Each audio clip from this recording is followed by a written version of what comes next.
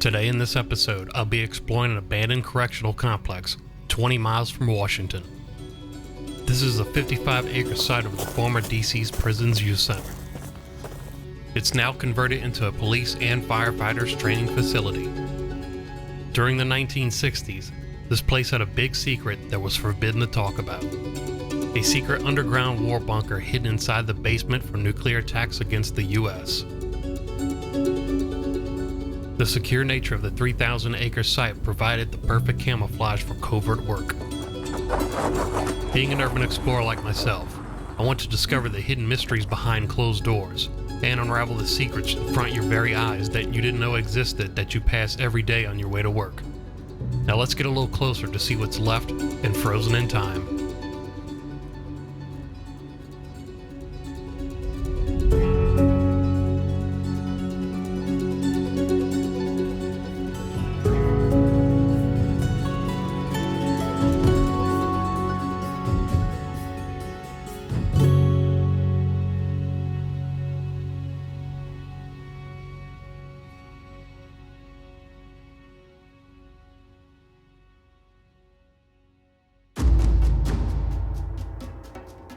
In 1949, the Soviet Union demonstrated, like the United States, it possessed the atomic bomb.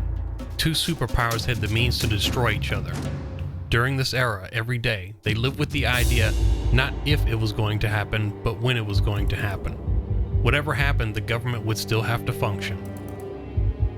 The president and critical personnel had to be protected from the blast radius. In the 1950s, Russia's expansion and aggression threatened global war. The nuclear conflict was real and terrifying. America will calculate a future attack on U.S. soil and plan accordingly. I'm approximately 30 minutes away from Washington, D.C., and if a bomb was dropped on Washington, millions of people would immediately be vaporized. Deadly radiation would spread across hundreds of square miles. The government started stockpiling food rations and building fallout shelters with haste. They also began to construct a series of war bunkers. If another world war started, the government would carry on.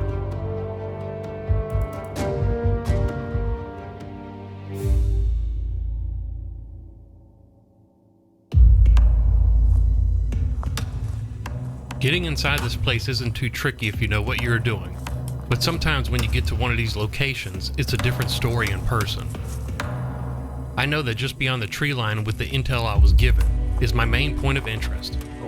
The thing is, I have to go off the beaten path, so I'm using navigation on my phone not to get lost. I don't see any openings.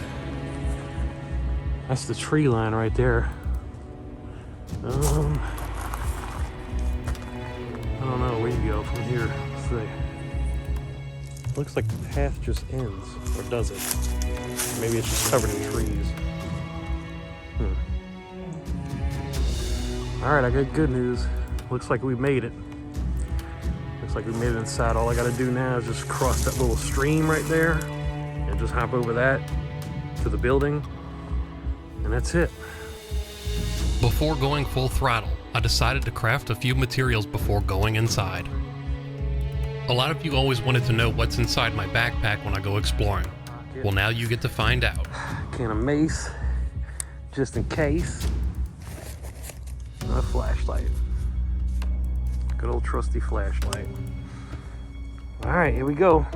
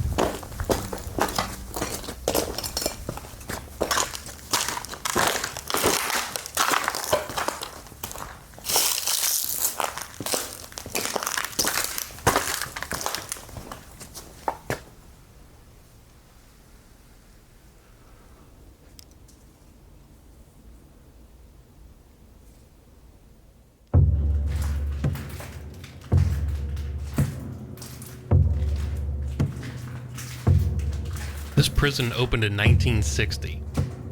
This place was the first of its kind to accommodate those of Federal Youth Corrections Act of 1950. This act was enacted by Congress and specialized in young offenders, both men and women, between the ages of 18 and 22 years of age. The idea was to segregate them from more hardened adult offenders and rehabilitate them through intense programs and mandatory parole supervision.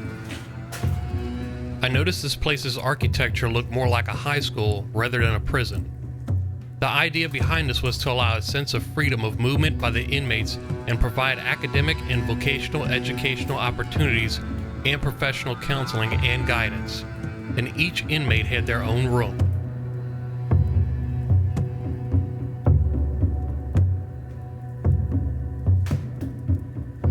The mission behind this place was to provide individual treatment of the offender through a team approach, which sometimes it worked and sometimes it didn't.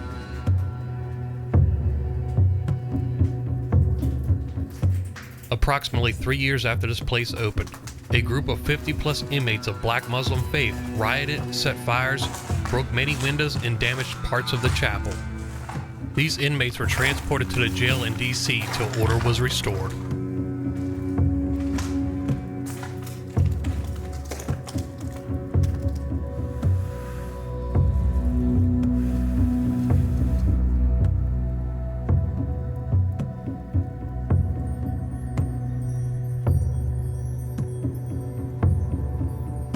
Inside this building's basement housed the war bunker.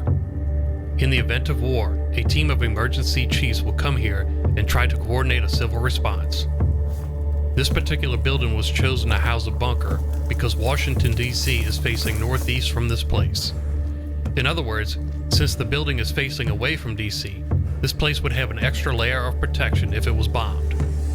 The pressure of a blast from Washington would be absorbed by a wall of earth which sits on the side of this building.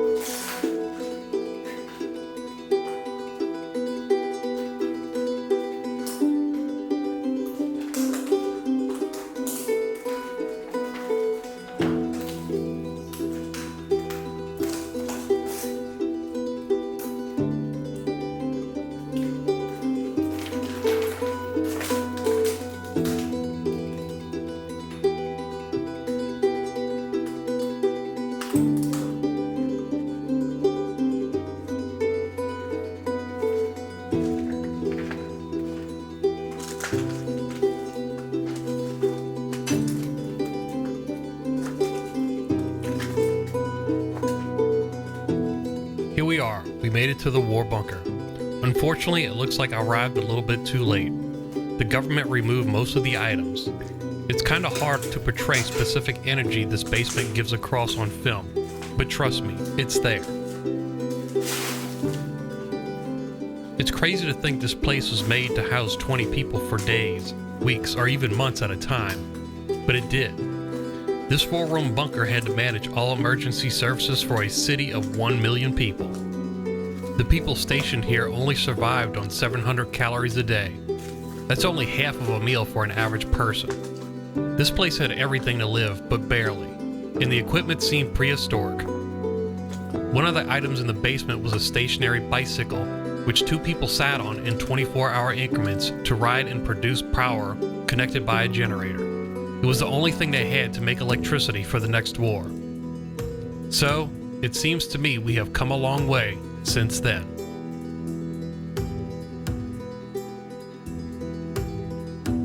Here are some pictures of the items left behind before they were removed. Most of these are communication devices.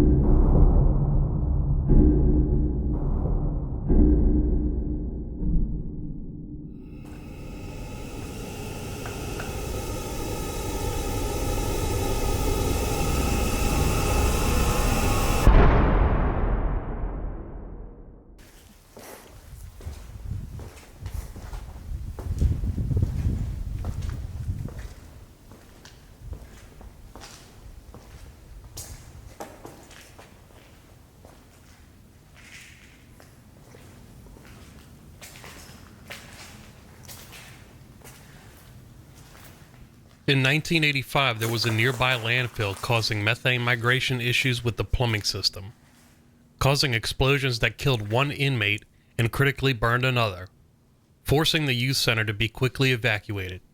Eventually, they came up with a plan to vent the gas, and the inmates would return after several months later.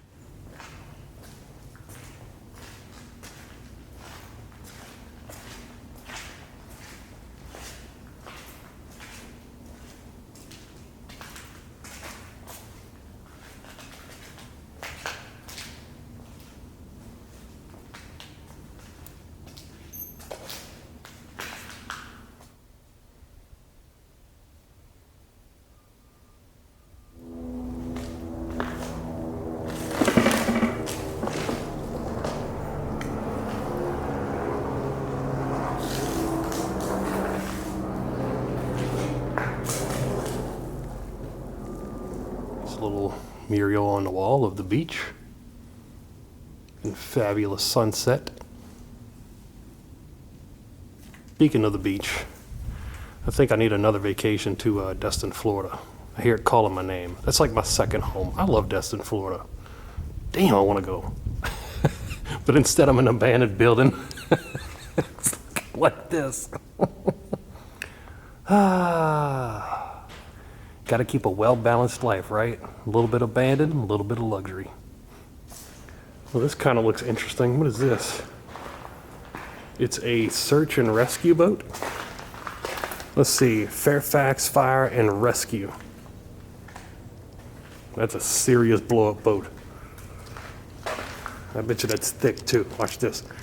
Oh yeah, that's real thick. Oh my God. We got another one right here. With many, many more over there. Along with a big, I don't know, is that a safe? I don't know what that is. I'm kind of curious though, what is in these cabinets? Hold on, let's check. We might get lucky, you never know. Something's in these cabinets though, they gotta be. Can't open them, that's for sure. I would cut one of these blades just because I'm so damn curious, but I don't want to ruin private property.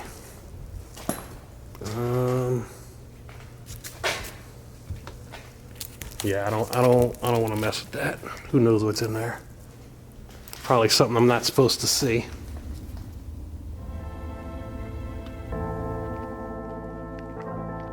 It's bright outside, but not too hot. It's perfect weather for exploring. The only way inside this building without getting noticed is the brick wall. However, a crashed truck from police training remains. Here's something you don't see every day. A crashed truck through a brick building. It's truly a sight to see up close. Where else could you go to see neat stuff like this that is forbidden to a regular civilian like myself? Luckily, there is enough room to shimmy my way through. So far, this is the most exciting building yet, especially this auditorium. The little white squares on the wall are made for sound deadening, which decreases echo. So I'm guessing they use this to have shows inside here, or perhaps played movies.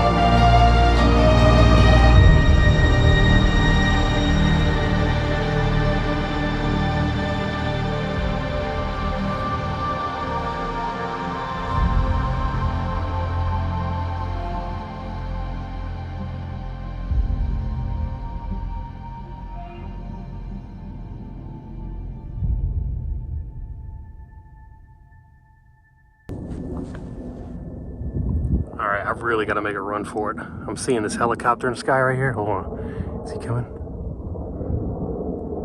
Oh, he's right there. He's right there. He's right there. I don't know if y'all can make that out, but he's like right there where the sun is. Oh, I hope he don't see me. Oh, where is he? Where is he? Where is he? Oh, he's like right there. Oh shit! I gotta make a run for it. Hold on.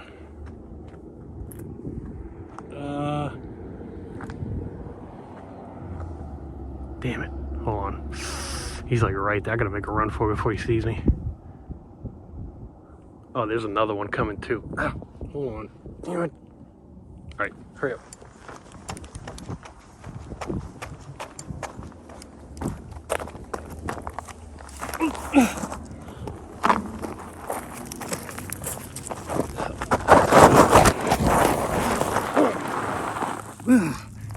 Shit.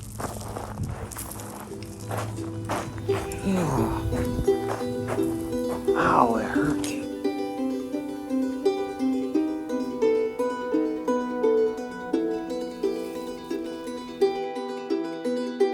Things started to get a little busy inside the complex with constant aircraft flying overhead. This location still had a few more buildings to explore, but I wasn't taking any chances, so I decided to leave. As far as in this place, it would continue to be used for training. The USA Search and Rescue Team has already used this location. Task Force 1 and a future canine certification training is in the works. Firefighters and police will also use this on a regular basis. Thanks for watching, everyone.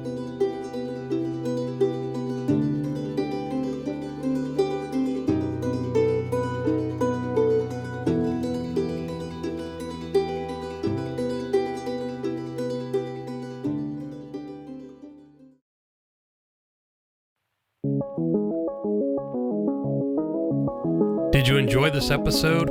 If so, please consider subscribing to my Instagram and YouTube at Explore with Rick.